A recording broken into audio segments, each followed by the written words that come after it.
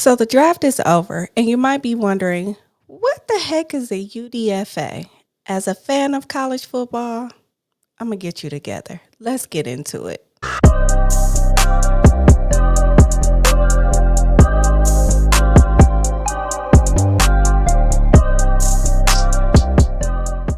Hey, it's your girl Autumn the Aries from the Lit Life Podcast, where I encourage you to live your life autonomously. And I am coming to you again today as a fan of college football so that we can talk about exactly what is a UDFA or an undrafted free agent, and talk about some names that you might know that you may not have known came into the league this way. So, boom, the draft is over, right?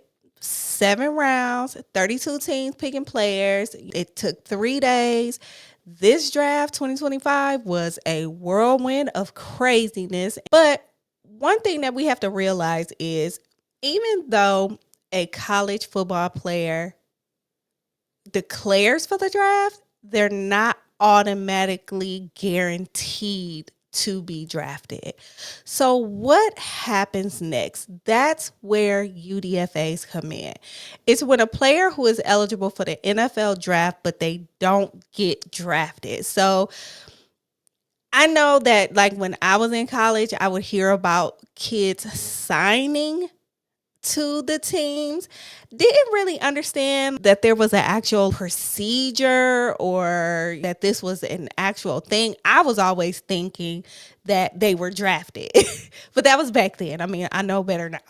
So basically what happens is the draft goes on and you have declared for the draft, but you're still there. Nobody came and drafted you in all of those 7 rounds.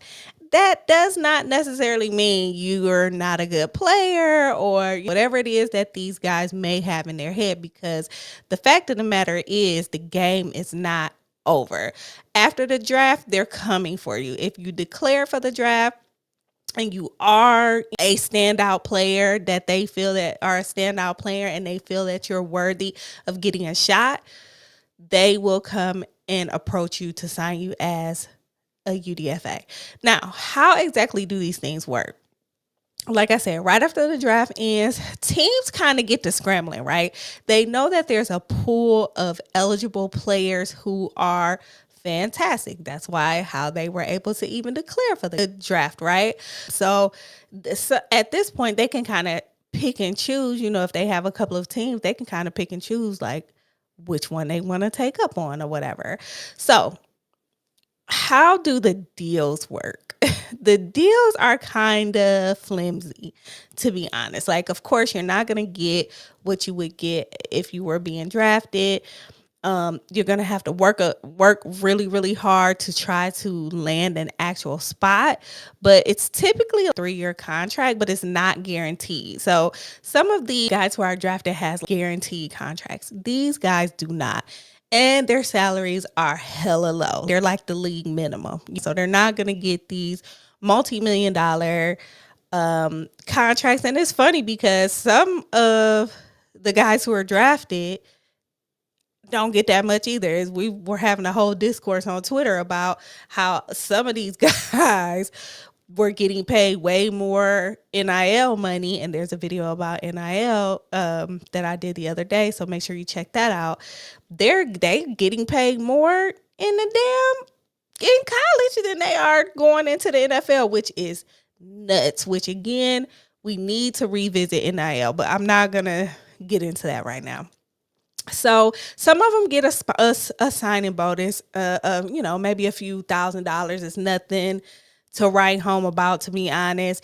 And they don't have a guaranteed spot on the roster. They literally have to fight during training camp and preseason to make the team. So yeah, they get this bonus. I'm assuming it's kind of like a stipend, right? While they're there, they need money to live and eat and do whatever, take care of whatever business they need to take care of. But the whole time it's like they're really, really, really, really fighting for a spot, right? So there's a few reasons why teams love UDFAs. And of course, it's because it's cheap talent. Like, let's not even play around here. You know what I'm saying?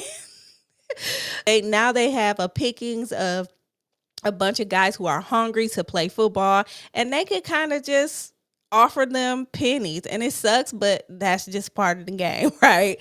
Sometimes they find some hidden gems, and we're going to talk about that a little bit later. You see, I have a couple of little people that I'm going to talk about. Again, these names you should know. If you follow football, if you follow any type of football, you should know these names. And it helps filling out training camp rosters too. Okay. Now, why is it good for the players? The players is good for the players because they have freedom to pick the best fit. They're going to have, in most cases, more than one team coming to them saying, hey, we want you to come here. We want to bring you in as a free agent. Come here. Let's come and compete.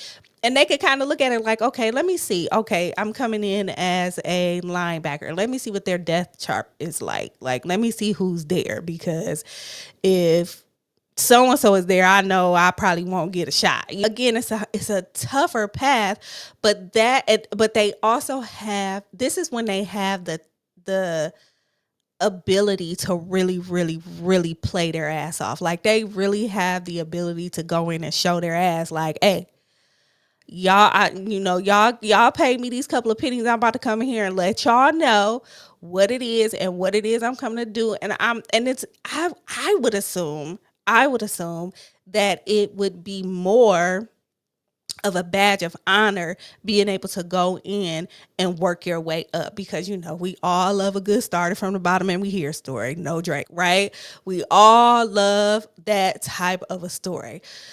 So let's get into those stories. Okay, let's get into some of the people who I feel like as a football player, but you might not know that they were not even freaking drafted. Kurt Warner. Okay, Kurt Warner, he went to the University of Northern Illinois. He was inducted into the Pro Football Hall of Fame in 2017. He's a Super Bowl champion. He won a Super Bowl with the St. Louis Rams.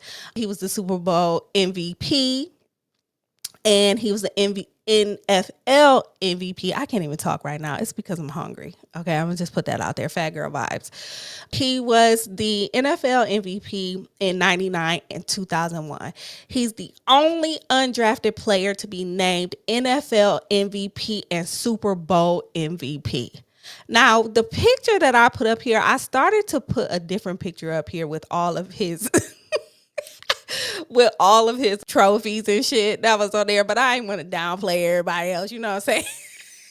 I ain't want to downplay everybody else. But he is definitely the man. Like I said, only undrafted quarterback to lead his team to a Super Bowl victory, and also has a successful stint leading the Arizona Cardinals to a Super Bowl. So Kurt Warner, the man. You know what I'm saying? The man. We already know. The man, the myth, the legend. You know what I'm saying? That's Kurt Warner.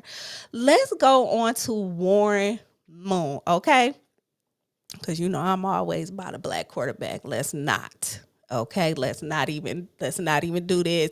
If it's a black quarterback to be talked about, all them the Aries gonna talk about him. Okay, Warren Moon went to the University of Washington. He also played at West Los Angeles College. He's in the Pro Bowl Hall of Fame. He was inducted in 2006. He was selected for the Pro Bowl 9 times. Okay. 9 times. He played 17 seasons in the NFL after a successful career in the Canadian Football League. And it's funny because, I'm going to do a video about the CFL too, because I'm also going to do a video about the UFL. But a lot of players you would never even know literally played in the Canadian League before they play in the NFL. Threw for over 49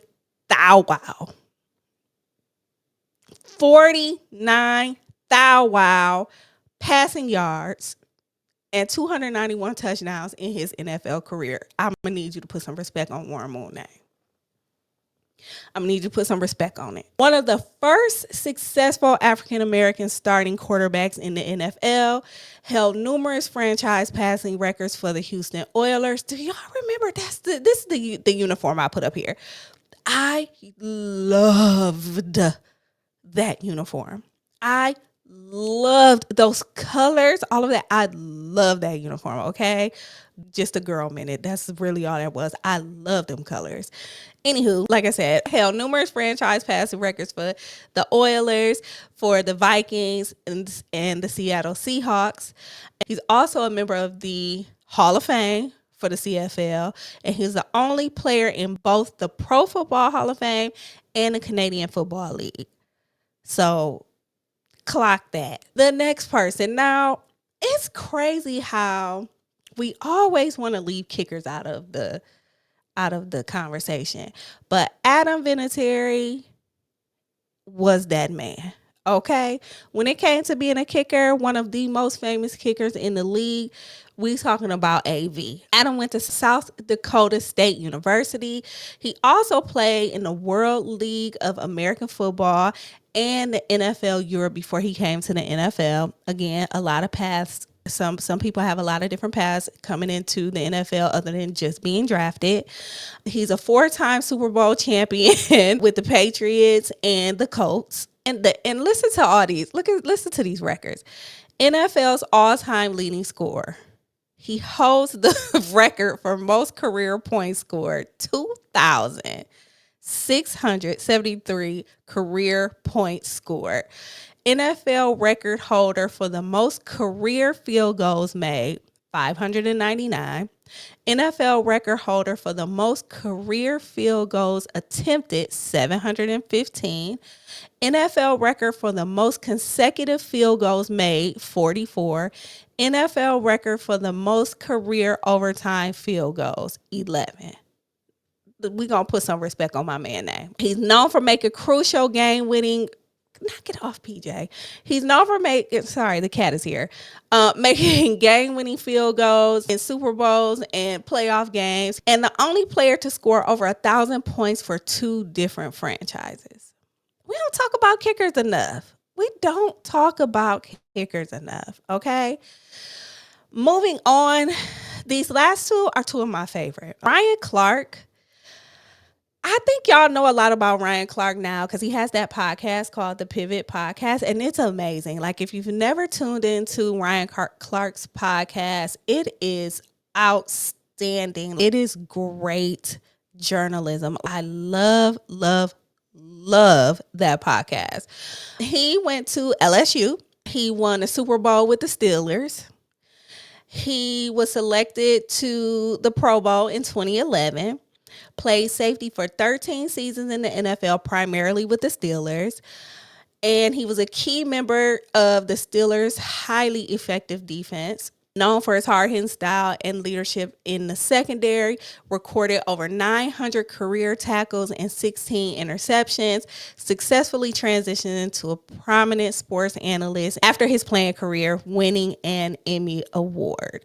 How about that for an undrafted free agent? You know what I'm saying? Like, don't give up. Now, I know what y'all about to say. I know I'm going to have to fight some people in the comments, and it's fine. I'm with it. Okay, I'm with this shit. Like, let's not. Because what we going to do right now is we going to put some respect on my quarterback, Tony Romo. Okay? We going to put some respect on my that's my quarterback. Okay? M-I-T-O voice. That's my quarterback. Okay? So, Tony Romo, he went to Eastern Illinois University. He was selected for the Pro Bowl 4 times.